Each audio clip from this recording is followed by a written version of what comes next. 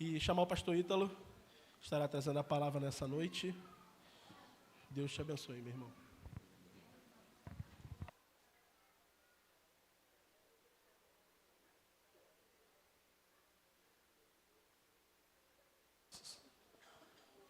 Funcionou. Boa noite, meus irmãos. É essa altura mesmo? É, né? Por isso que eu afasto o microfone, acabou o problema. Boa noite, meus irmãos. Nós vamos continuar Salmo 119, que já não é surpresa para ninguém. Nós estamos estudando o Salmo 119 todos os domingos aqui, porque estamos estudando o livro de Salmo, o livro dos Salmos. E há algumas semanas nós estamos no Salmo 119, porque o Salmo 119 é dividido em 22 partes, e a gente tem caminhado de bloco em bloco, de domingo a domingo, aqui. Enquanto os bebezinhos estão saindo, chorando, né, eu já trabalho, estudo, ouvindo esse som já acostumei, né? Os irmãos que já não estão com bebê já atrapalham, né? Para mim, já estou acostumado. Já é o fundo do meu dia. Graças a Deus, acho que vou sentir falta quando eles crescerem. Então, enquanto eles estão indo, eu queria pensar com alguns irmãos, com vocês, irmãos, algumas coisas que me vieram à mente enquanto eu meditava no bloco dessa noite. Nós vamos ler o Salmo 119, do verso 73 até o verso 80. 73 a 80. São sempre 8 versos, os irmãos já devem ter percebido, 8 versos em cada bloco que a gente tem estudado aqui. Antes de nós lermos e meditarmos no texto, eu queria compartilhar com os irmãos alguns pensamentos que eu tive enquanto pensava nele. Eu gosto muito de biografias. Não sei se os irmãos gostam disso, mas quando a Mirari me pede para assistir alguma série na Netflix, eu sempre escolho uma biografia e nunca é a minha escolha. Sempre é alguma coisa legal, né? A biografia é sempre chata. Aí ela fala, não, muito chato essa escolha, vamos para uma escolha melhor. Mas eu sempre gosto de ver biografias, de assistir a vida das pessoas que a gente conhece as obras, né? Enquanto nós estávamos indo ontem para o casamento do Renan e da Larissa, no carro cantou a música Pais e Filhos da Legião Urbana, né, da banda. E eu sempre fico pensando na vida do Renato Russo. Sempre quando eu ouço alguma música, eu de alguma forma penso na vida do artista, e é uma coisa muito minha mesmo. Eu gosto de saber das histórias das pessoas que vieram antes da gente. Eu gosto de fazer isso em viagens. Eu sempre sou o chato da viagem que quer ir para os museus, né? Ano passado a gente foi para Paraty com um casal aqui da igreja. E eu fiquei a viagem inteira perturbando para a gente ir em algum museu. Eu perdi, não fomos em nenhum. Fomos em ilhas, em praias, mas não fomos em nenhum museu. Eu tive a proeza de fechar a porta, a mala do meu carro com a chave dentro, e aí tive que esperar o chaveiro para abrir. Nessa oportunidade eu falei, a gente está na frente do museu, vamos no museu? Ninguém quis ir no museu, ficamos esperando o chaveiro abrir a porta do carro. Mas eu gosto muito de história e da história dos lugares, da história das pessoas. E normalmente viajando sozinho, normalmente a trabalho, eu costumo fazer isso, né? Que eu não consigo quando eu estou com um grupo de pessoas. Eu já tive a oportunidade de sentar na cadeira que a J.K. Rowling, não sei se vocês sabem quem é ela, que escreveu Harry Potter, tem a cadeirinha que ela sentava para escrever a Pedra Filosofal. Eu sentei na cadeira que ela no Café Majestic.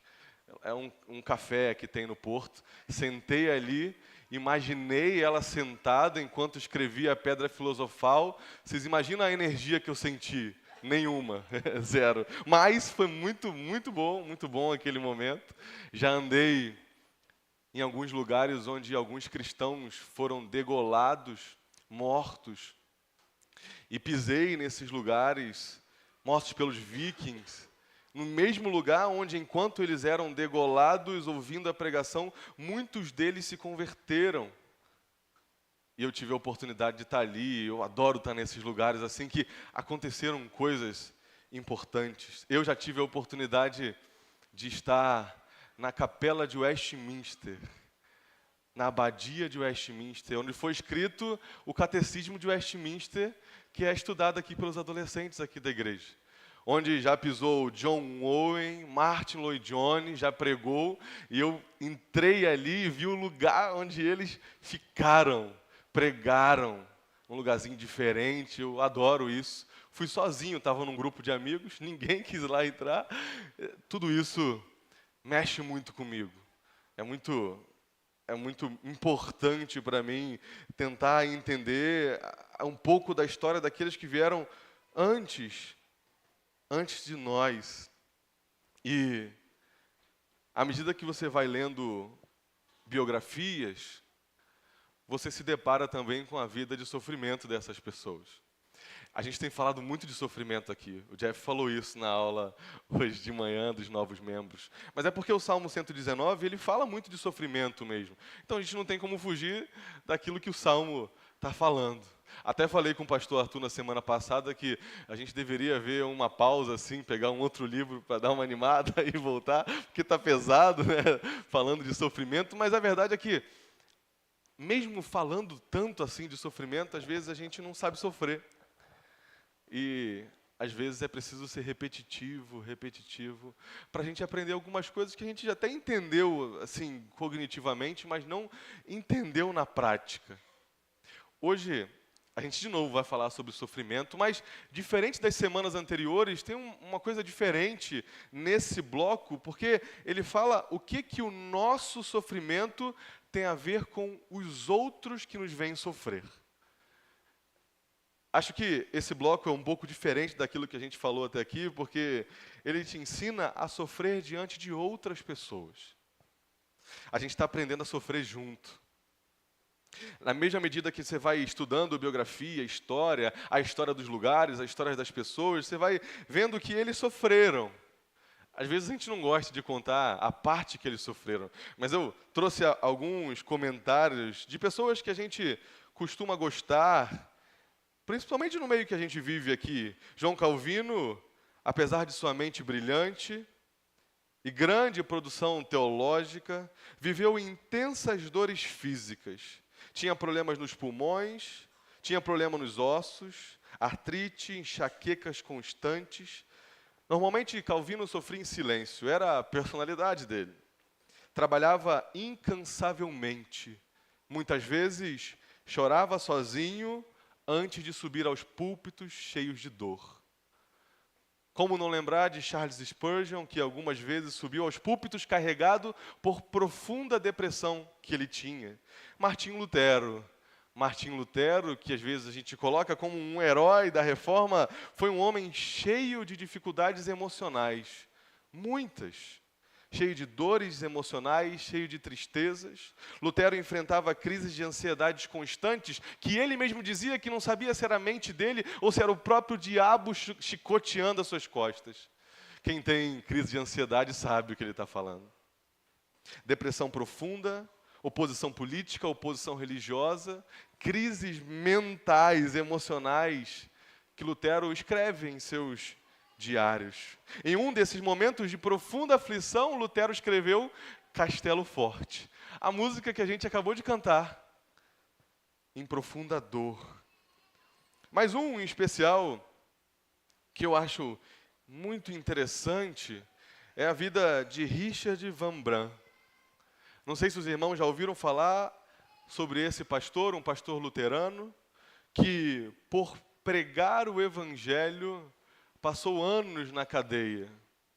E por pregar o evangelho e não parar de pregar o evangelho, tinha a sua pena continuada na cadeia. Perseguido na época pelos comunistas, foi preso porque era proibido pregar. E dentro da cadeia, como já tinha decorado muitos textos bíblicos, ele sussurrava os textos bíblicos para os prisioneiros ao lado. Os prisioneiros ao lado iam se convertendo. E os os policiais trocavam ele de cela para que ele parasse de sussurrar, até que eles colocam ele numa cela mais fechada e ele começa a gritar as escrituras. E as pessoas começam a se converter em sua volta.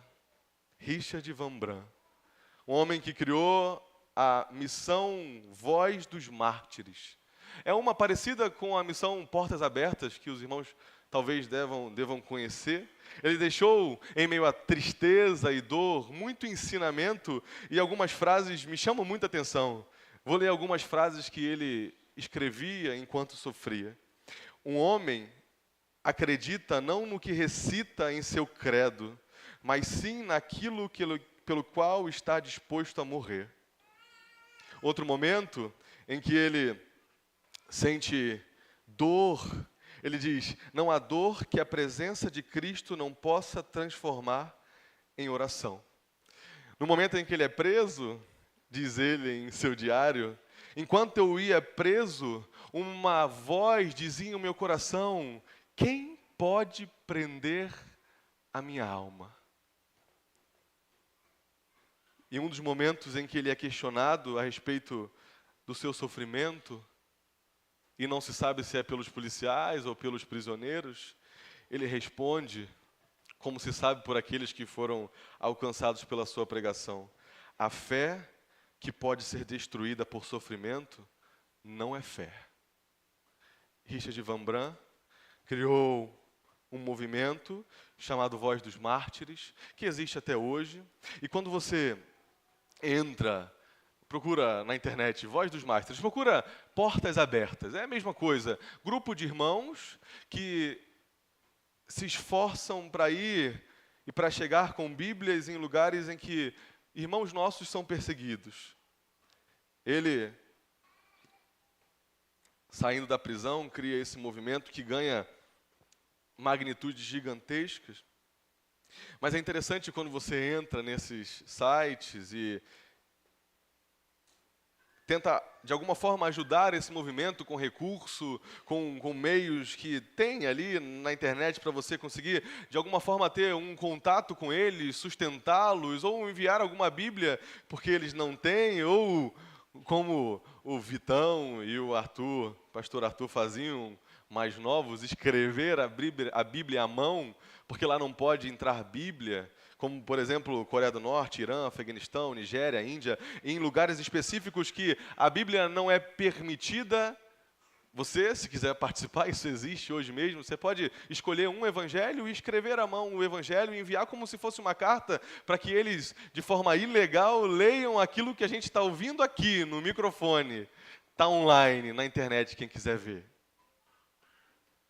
Existe, nesse momento, cristãos que estão sendo perseguidos, espancados, humilhados, presos, mortos, por simplesmente confessarem o nome de Jesus.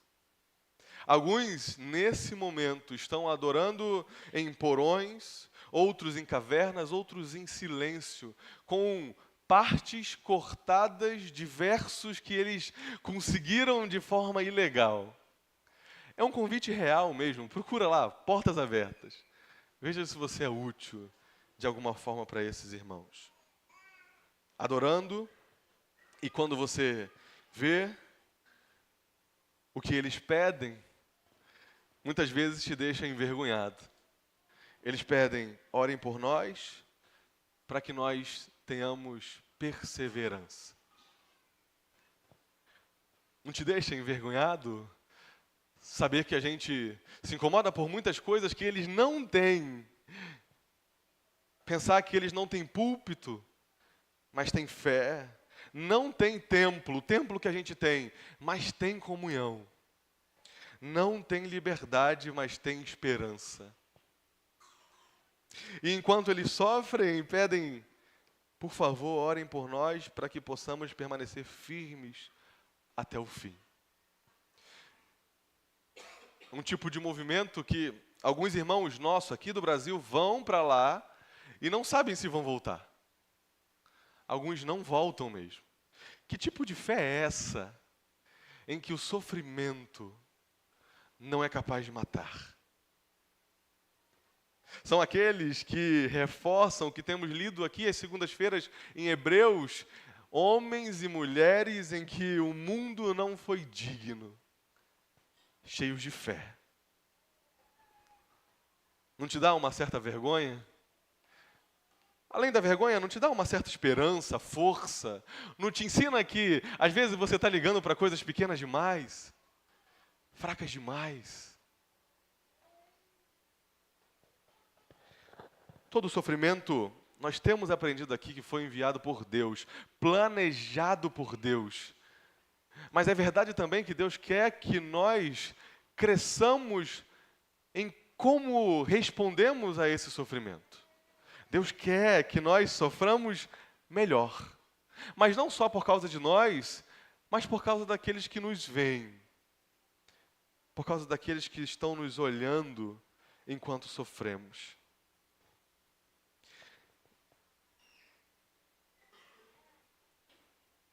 O texto dessa noite, verso 73 até o 80, vai nos ensinar, mais uma vez, que o sofrimento vem de Deus.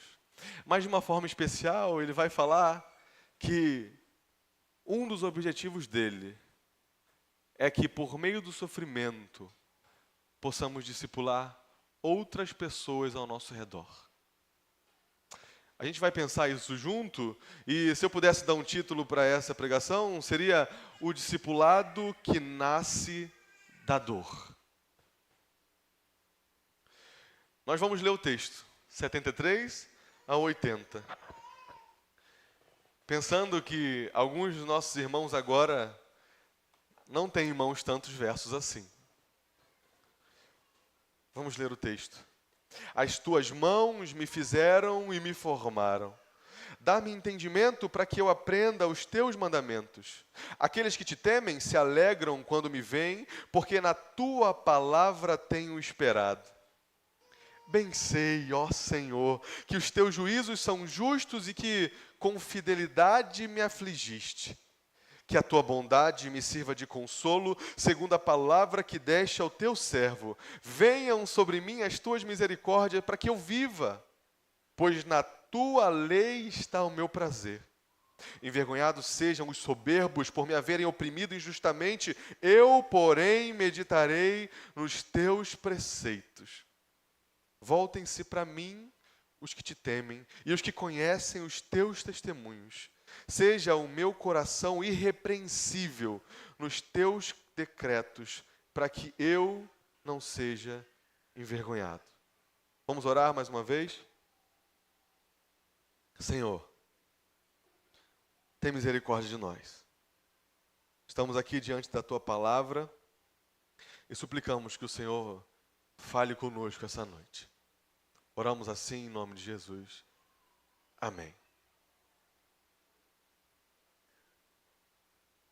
Nós vamos dividir o bloco que nós lemos em 3 blocos. Eu comentei com os irmãos que ficam aqui na comunicação que vai ser um dia difícil para eles. Eu vou dividir blocos que não são sequenciais. Olha a cara da Márcia, revoltada já. Então, vou tentar falar quais são os versos que a gente vai lendo. Mas o primeiro bloco é um verso só, verso 73. As tuas mãos me fizeram e me formaram. Dá-me entendimento para que eu aprenda os teus mandamentos. O primeiro bloco é a fé que pensa e o conhecimento que ora. O verso diz: dá-me entendimento. A nossa fé é uma fé que está baseada no conhecimento, que está baseada no entendimento. Nós não vivemos uma fé que não pensa. Nós não professamos uma fé que não tem lógica. Nós vivemos, para mim, aquilo que é mais bonito no sentido lógico mesmo. Se você lê o Antigo Testamento e o Novo Testamento, você vai percebendo que, diante de muitas pessoas escrevendo textos, livros diferentes, em épocas diferentes, uma coisa vai se conectando com a outra, e aquilo que estava lá em Gênesis fecha em Apocalipse, de uma forma que, irmãos, se não fosse Deus não teria acontecido. Nós temos uma fé baseada no conhecimento. Charles Spurgeon diz assim: o homem que não tem uma mente é uma simples caricatura de um homem. Então não é verdade que para que você tenha fé, você deve abandonar a ciência, o conhecimento, a lógica. Não é verdade. Existem alguns cientistas que brincam que, à medida que eu fui estudando a ciência, eu fui desacreditando de Deus. E enquanto eu continuava a estudar, fui crendo nele. Às vezes, falta-nos conhecimento para percebermos que a fé é lógica. Como crerei se não tem quem ensine? É um verso da Bíblia. A nossa fé é uma fé baseada no conhecimento.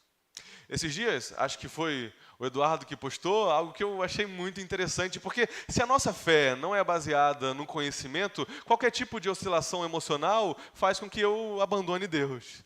Mas não, eu creio no Evangelho com a minha mente.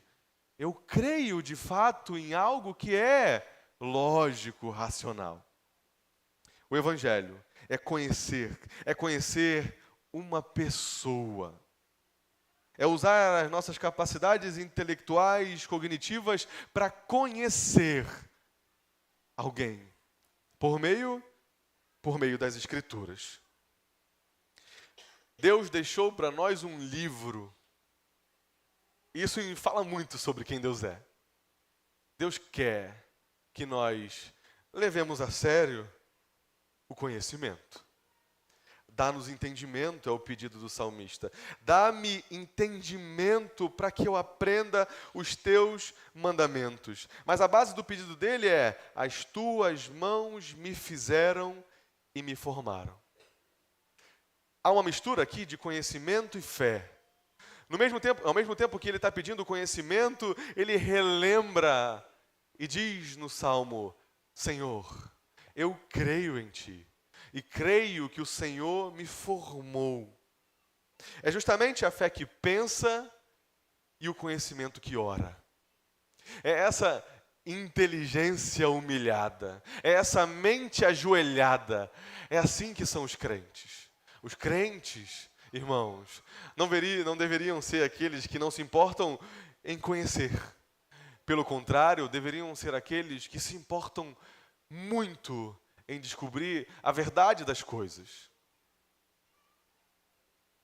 As tuas mãos me fizeram e me formaram. É a fé que não diminui o conhecimento, mas expande o conhecimento. É a fé que pensa, que raciocina. A nossa confiança não está no nosso entendimento. Aliás, a Bíblia fala isso, que nós não deveríamos nos sustentar, não deveríamos confiar no nosso próprio entendimento. Nós confiamos em Deus. O Deus que nos formou, o Deus que antes mesmo de termos nascido conhecia quem nós éramos. Aliás, Deus conhece mais você do que você mesmo. Deus conhece mais você do que você mesmo, não somente no aspecto emocional, espiritual, profundo, porque isso é óbvio. Você mesmo não consegue entender as suas próprias crises? Você mesmo se pergunta por que tem medo de coisas que não deveria ter, sendo que você confia no seu Deus e você, sabendo tudo que nós temos falado aqui continuamente, ainda sofre, ainda chora. O seu Deus conhece mais você do que você mesmo. Mas Ele conhece mais você, não só nesse aspecto, Ele conhece mais de você, até no aspecto mais superficial, físico. Você, já parou para pensar? Nunca se viu de verdade. Ainda que você já tenha se enxergado pelo espelho, você sabe. Ou se você não sabe, está sabendo agora. Fisicamente, você não está se vendo perfeitamente. É impossível. Até outras pessoas já viram que você não consegue ver em você mesmo. Você não sabe nem como é a sua própria voz. Porque a sua voz, a voz que você ouve de você mesmo, é confundida por aquilo que vibra na sua caixa craniana e você não sabe como ela é. Nunca vai saber. Nunca. Deus conhece mais de você do que você mesmo. Daquilo que é mais profundo, aquilo que é mais superficial. Quando o salmista diz, Senhor, Tu me formaste, ele está nos lembrando quem é aquele que nós podemos de fato colocar a nossa confiança. Ele diz, eu confio em Ti, e por confiar em Ti, eu quero conhecer o Senhor. É uma fé que pensa e um conhecimento que ora. Para quê? Para que eu aprenda os Seus mandamentos. Para que eu aprenda os Seus mandamentos. O objetivo do salmista é um só. Senhor, eu quero ser santo. O objetivo do salmista é que ele alcance aquele lugar em que nós obedecemos os mandamentos de Deus. Porque quando a Bíblia diz aprenda, o sentido de aprender para os judeus é conhecer e aplicar. Então, quando ele diz, Senhor, eu quero aprender os Teus mandamentos, eu quero aplicar os Seus mandamentos, eu quero viver os Seus mandamentos, eu quero conhecer e viver conforme aquilo que eu estou lendo. O objetivo do salmista é ser santo. Todos podem pecar. Todos têm a capacidade de pecar, mas somente aqueles que são alunos de Deus, ensinados por Deus, salvos por Deus, podem ser santos. É por isso que, acabando esse bloco, a gente tem no cristianismo a maior aventura que nós poderíamos assumir.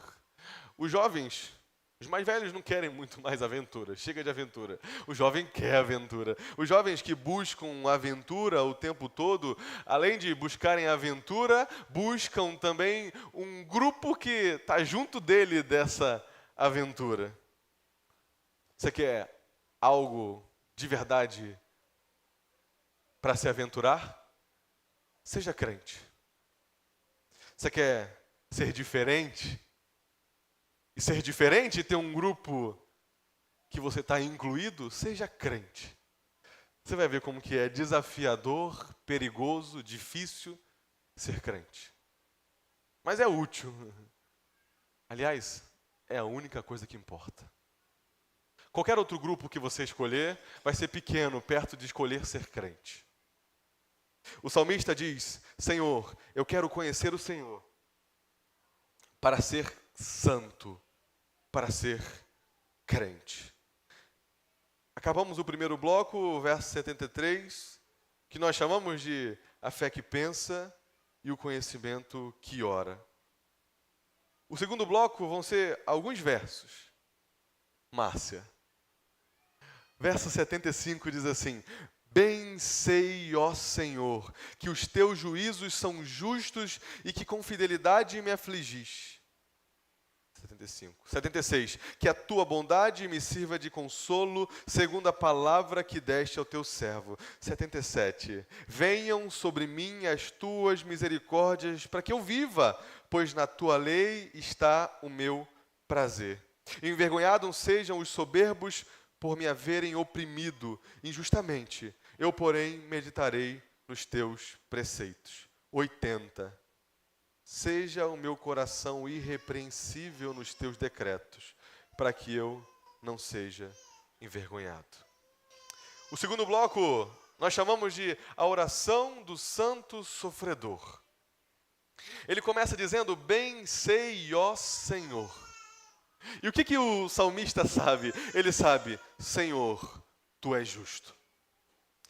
Um dos comentaristas, que eu não vou lembrar o nome agora, ele diz assim, olha, eu sei muitas coisas, mas eu queria saber que o Senhor é justo assim. É estranho esse homem, que é um homem de Deus, dizer algo assim, porque você se pergunta, você não sabe? É porque ele está usando o termo de saber dos judeus. É porque ele, na vida, mostra que ainda não sabe. Sabe quando na vida você mostra que ainda não sabe? É quando as coisas vão acontecendo de ruim na sua vida e você reclama. É porque você ainda não sabe que Deus é justo. É quando as coisas vão acontecendo e você reage contra Deus e você entende que Ele é justo, mas reagindo contra Deus você está mostrando que ainda não sabe que Ele é justo. Mas está tudo bem. Crente é assim mesmo. A gente está num caminho de santificação, aprendendo a lidar com essas verdades. Olha para as coisas mais terríveis da sua vida. Coisas que você se fez essa pergunta.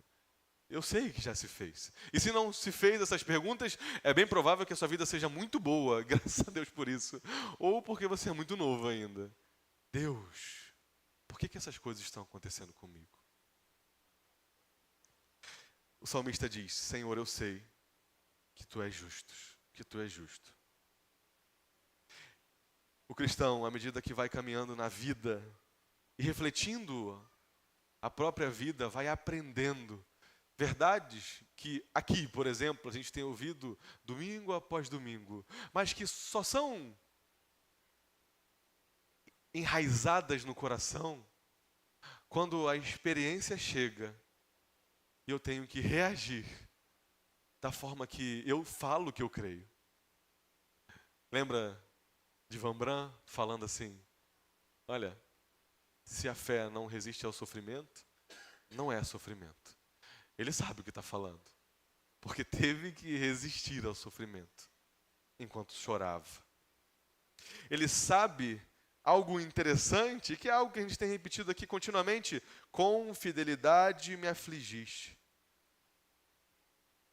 Já viu quando no nosso grupo da igreja, algum bebê, alguma criança, algum adulto está hospitalizado e ele sai do hospital e ficamos felizes com isso? Como ficamos com a irmã? E a gente fica feliz mesmo e diz assim: Deus é fiel. Só que a gente não pode perder de vista que quando Deus toma, leva, a gente também deveria dizer: Deus é fiel. O que o salmista está dizendo aqui é: Senhor, com fidelidade me machucaste, com fidelidade me deixaste mal, com fidelidade me afligiste. É pesado isso?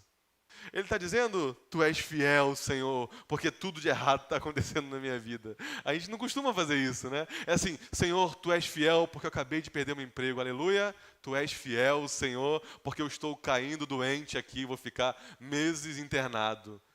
É difícil fazer isso. Mas é isso que Davi está fazendo. Senhor, Tu és fiel nas minhas aflições. Não só nas minhas aflições, Ele é fiel para me afligir. Deus é fiel. Com fidelidade, Senhor, Tu me machucaste.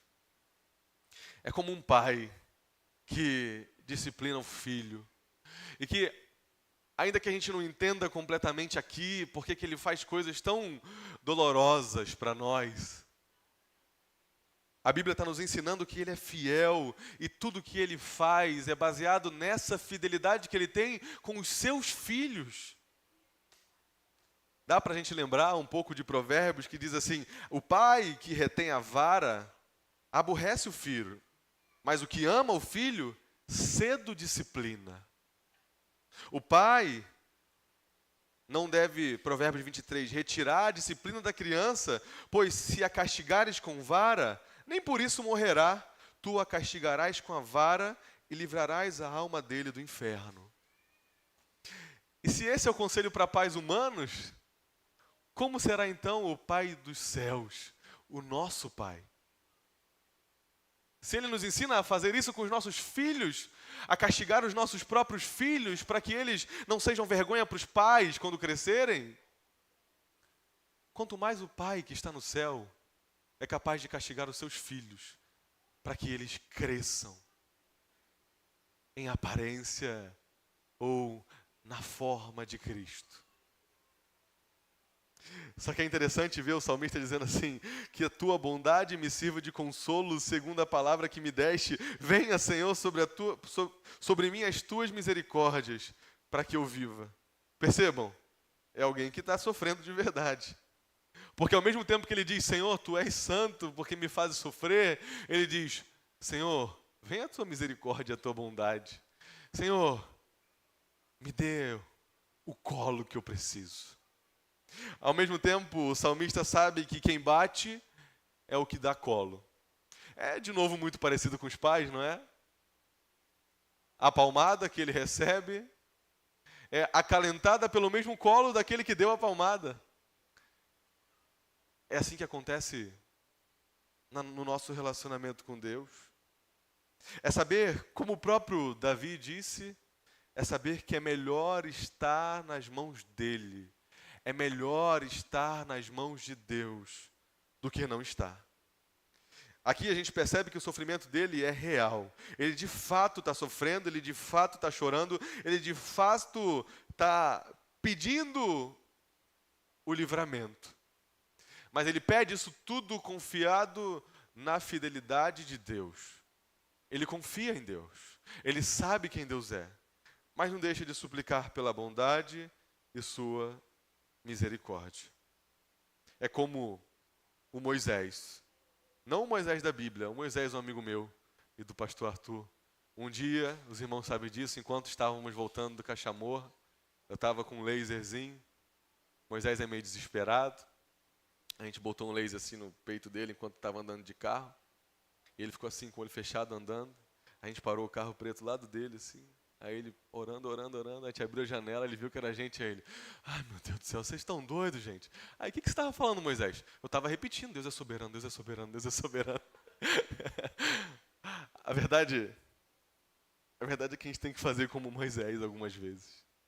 Repetir, Deus soberano, Deus é soberano, Deus é soberano. Deus sabe o que está fazendo. Parece que não, parece que ele perdeu o fio da meada, parece que ele está meio perdido, acho que ele esqueceu de mim, mas não esqueceu. Deus é soberano, Ele é aquele que te formou desde o ventre da sua mãe. E olha, Ele olha para a igreja como um todo, mas olha para nós de forma individual, pelo nome. Ele nos chamará um dia nos céus. Ele sabe o que está fazendo. E o que Deus está nos ensinando enquanto estamos sofrendo é: aprenda a sofrer.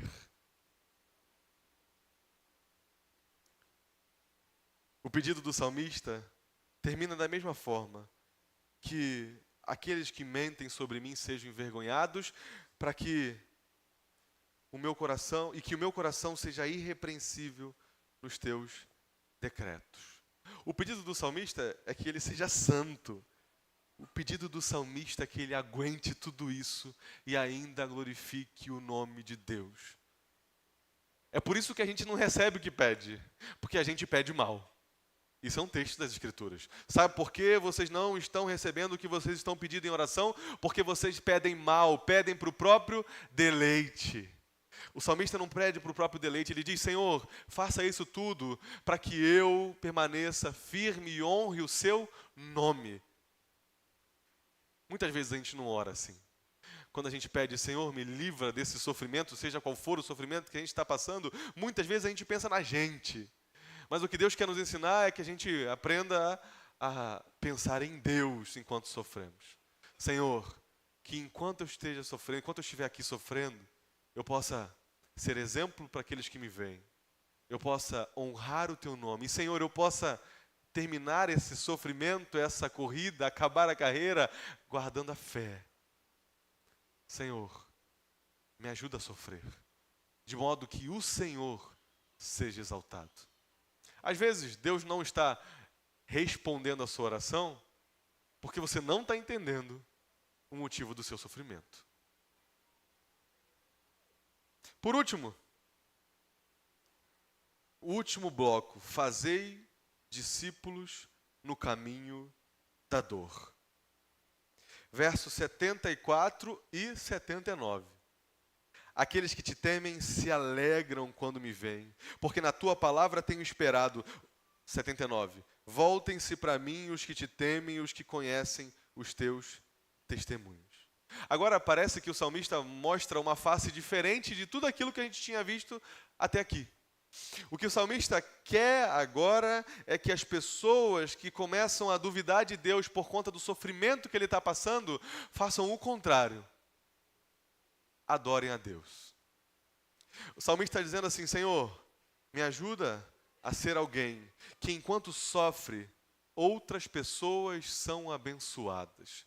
Me ajuda a ser alguém que enquanto está chorando, outras pessoas sejam abençoadas. A palavra de Deus vai dizer que nós sofremos, e o pastor Arthur leu isso no início do nosso culto hoje a Deus, que nós sofremos também para consolar outros. Um dia, há pouco tempo atrás, conversando com uma irmã que já é idosa, disse que uma amiga dela que já faleceu, um dia conversando com ela, quando ela era mais jovem, e eu gosto muito de conversar com pessoas bem mais velhas do que eu, porque aí eu tento não errar nas coisas que elas erraram, por isso que a gente deveria andar com as pessoas mais velhas do que a gente. E ela falou assim: Ítalo, eu nunca vou esquecer. E ela nem sabe disso, nem soube, ela morreu e eu não tive a oportunidade de falar que um dia eu fui para a casa dessa irmã, e eu era recém-casada, e fui falar para a irmã quanto que eu já não aguentava mais aquele homem.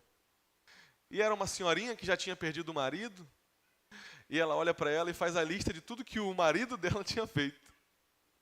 Aí ela disse que olhou para ela, aí falou assim: desculpa por ter falado das coisas que aconteceram comigo, vou voltar para casa. E ela falou de uma forma engraçada, que ela falou assim: olha, o meu marido não sabe que eu só estou com ele por causa dela até hoje. A experiência daquela mulher gerou nela uma esperança do marido que se converteu, dessa mulher, o marido se converteu no caminho, e que ela já não aguentava mais. Mas por aquela outra mulher, mais velha que ela, que já tinha sofrido coisas muito piores que ela segurou um pouco mais. E viu a restauração da casa, a restauração do marido. E eu lembrei, enquanto estava pensando nesse texto, lembrei também de uma história que eu já contei aqui, não sei se aqui no culto à noite ou em alguma reunião da juventude lá atrás, a história de um aconselhamento que o pastor Martin Lloyd Jones, aquele que eu comentei da abadia de Westminster mais cedo, Martin Lloyd Jones, que era um médico, uma vez foi chamado para... É assim, né? O pastor Hilton falava isso, que a gente vai começar a repetir histórias aqui, e vocês vão conhecer as histórias que a gente conta repetidas vezes. Aí vocês vão descobrir as histórias que eu mais gosto. Essa história eu adoro. Martin Lloyd Jones, ele, uma vez, como era médico, tinha abandonado o ofício de médico para ser pastor. Ele foi chamado para pregar nos últimos momentos de um irmão que tinha crescido e vivido na igreja dele no período em que ele era pastor. A esposa desse irmão chama o Martin Lloyd Jones e ele vai, eu estou colocando nos tempos modernos, né? Liga para ele, manda um WhatsApp, chama ele para poder visitar esse irmão que está morrendo.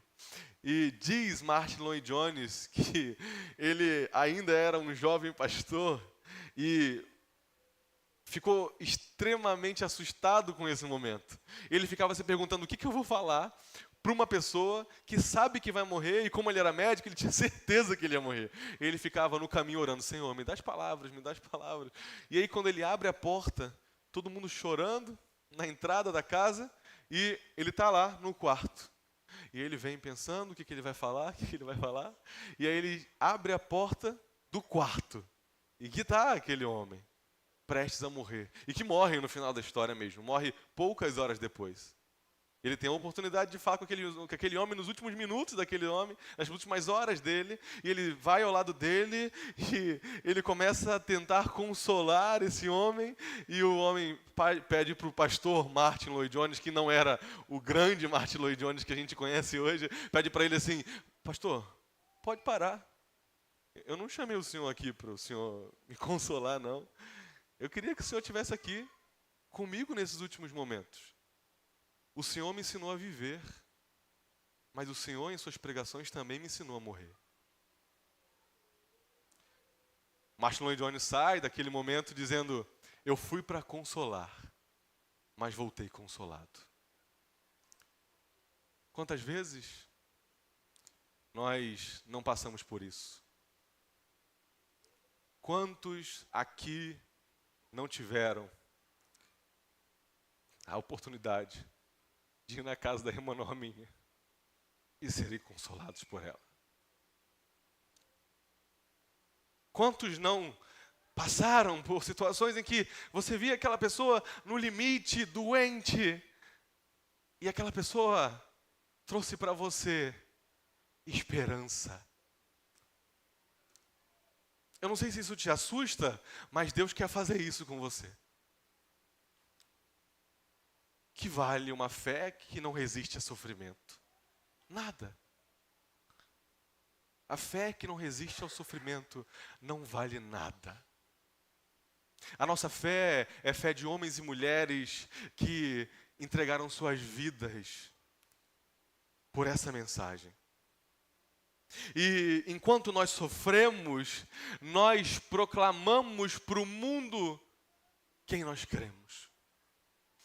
Ah, se os nossos colegas de trabalho pudessem olhar para nós e verem que nós não sofremos como eles sofrem.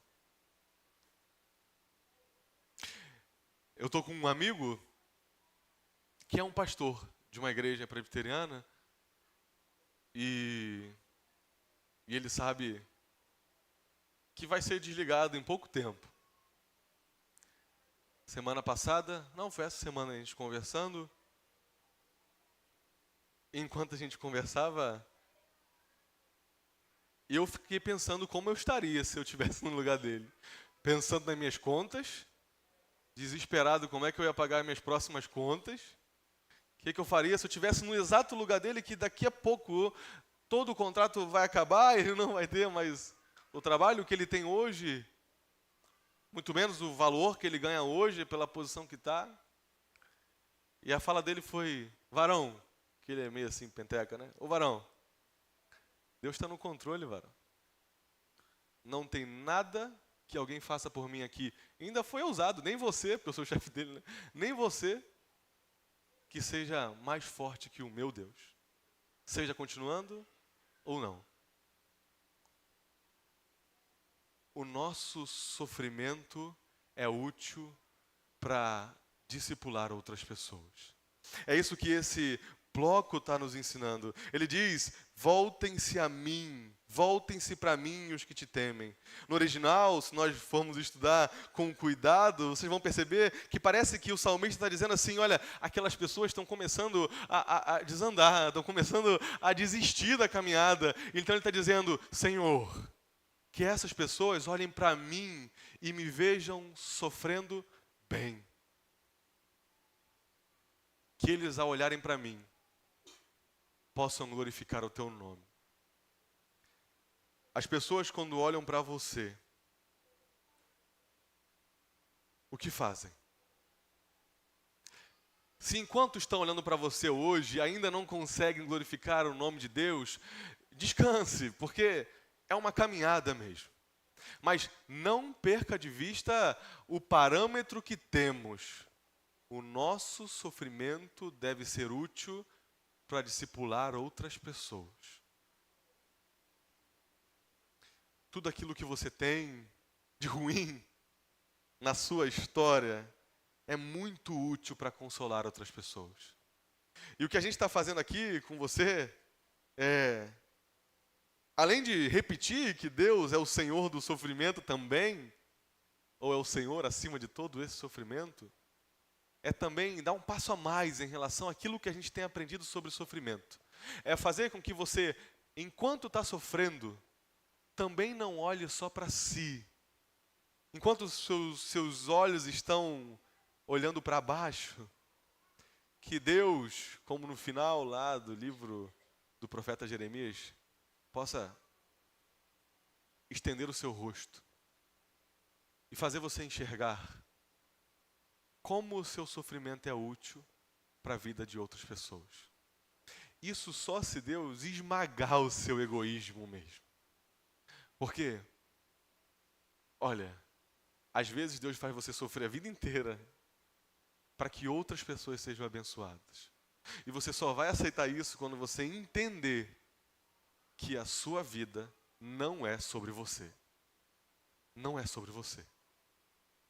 E enquanto você está sofrendo, você vai se parecendo mais com Jesus, que é sobre quem é a sua vida, é sobre Ele.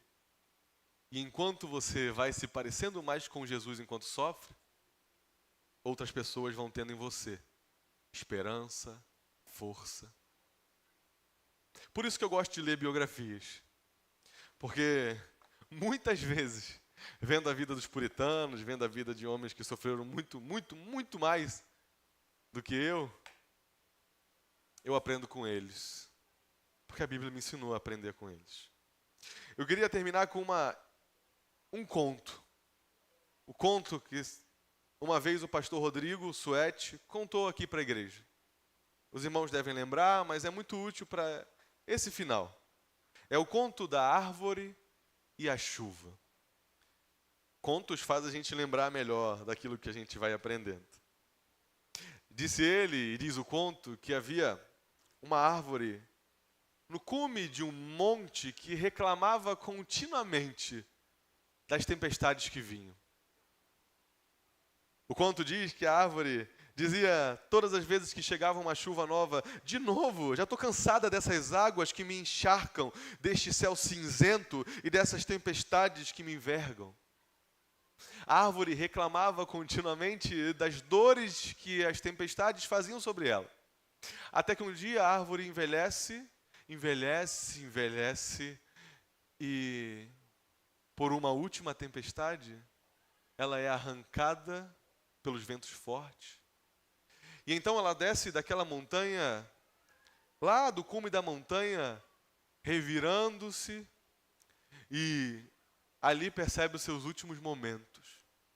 E ela vai caindo e chega um momento em que ela começa a perceber aquilo que estava debaixo dela. E percebe que existem outras arvorezinhas menores, outras que eram mais bonitas que ela, outras que eram mais coloridas que ela, frutas aparecendo nas montanhas. Então ela percebe que enquanto a tempestade batia, as sementes dela caíam e outras árvores eram formadas. Algumas melhores que ela, algumas com vidas até melhores do que a vida dela, que teve que ficar lá no cume sofrendo tudo aquilo ali. Parecido com a nossa vida, que enquanto sofremos, outras pessoas vão recebendo os frutos do nosso sofrimento. Que nós não nos esqueçamos 4 coisas. Primeiro, que o amargo das aflições é uma forma de Deus nos levar a buscar o doce consolo do Senhor. Segundo, que Deus usa nossas aflições para abençoar outras pessoas. Terceiro, que o sofrimento não é exclusividade sua, que todos os servos de Deus sofrem. E por último, é o ápice do sofrimento. É lembrar de Jesus, o servo sofredor. Jesus é aquele servo que de fato sofreu. Aquele que sofreu aquilo que nós nunca sofreremos. Jesus ouviu de Deus, ou teve de Deus a sua ira, o seu desprezo. Jesus gritou na cruz o que nós nunca vamos gritar: Deus meu, por que me desamparaste? Nunca seremos desamparados, porque o servo sofredor fez isso no nosso lugar. Essa é a mensagem do Evangelho. É a mensagem de que nem sofrer você sabe, nem para sofrer a gente serve, mas Ele já fez no nosso lugar. Então, quando você perceber que não está sofrendo direito, quando você perceber que as coisas estão duras demais, difíceis demais, lembre-se que o parâmetro é Jesus. E quando você não alcançar esse parâmetro, lembre-se que é Jesus, aquele que já alcançou por você. Jesus é o servo sofredor, que dá sentido ao sofrimento, que dá consolo no sofrimento, que é o objetivo do sofrimento e que nos livrará eternamente do sofrimento. Vamos orar.